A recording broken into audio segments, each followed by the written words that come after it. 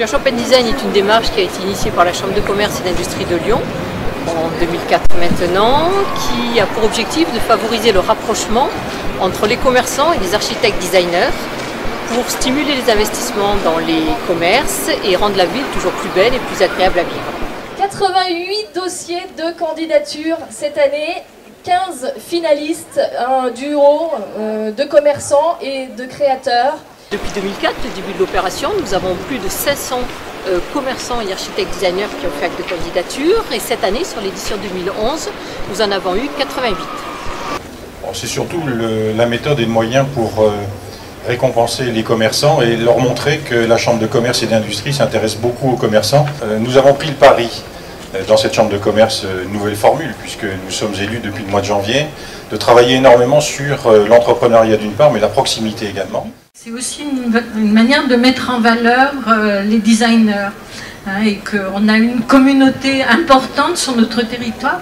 On ne sait peut-être pas assez de designers, de gens qui travaillent dans ce secteur-là. Pour la Chambre de commerce, le design est un levier de développement économique, parce que quand une boutique est refaite et qu'elle est refaite par un professionnel d'architecture et du design, on sait qu'elle est plus innovante, mais on sait surtout qu'elle est plus performante, plus attractive et que s'y développe plus de chiffre d'affaires. Maintenant, les critères. Voilà, c'est ça. Ben, les critères, c'est un peu compliqué parce que... Nous avons une commission technique qui réunit donc 22 experts. Systématiquement, ils rencontrent l'architecte et le commerçant sur le site. Dans un second temps, donc toujours pour éviter un maximum de biais, nous réunissons une commission nationale que nous appelons le jury. Cette année, notre présidente est Marie-Josée Lacroix, commissaire au design de la ville de Montréal.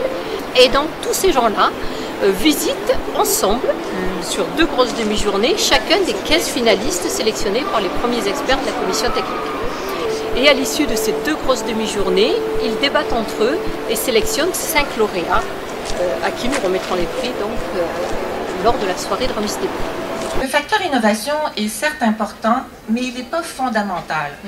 C'est beaucoup plus la justesse de la réponse par rapport au contexte géographique, le type de commerce, le type de produit, la personnalité du commerçant.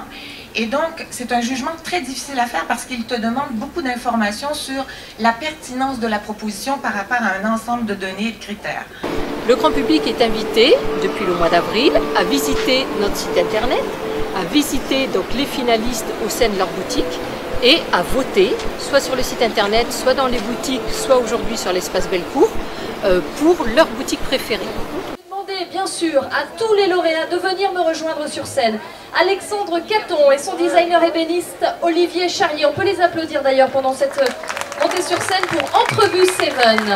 Denis Pain et le cabinet d'architecture Alice dans la ville pour la boutique Pas de Printemps pour Marny. Venez me rejoindre sur scène.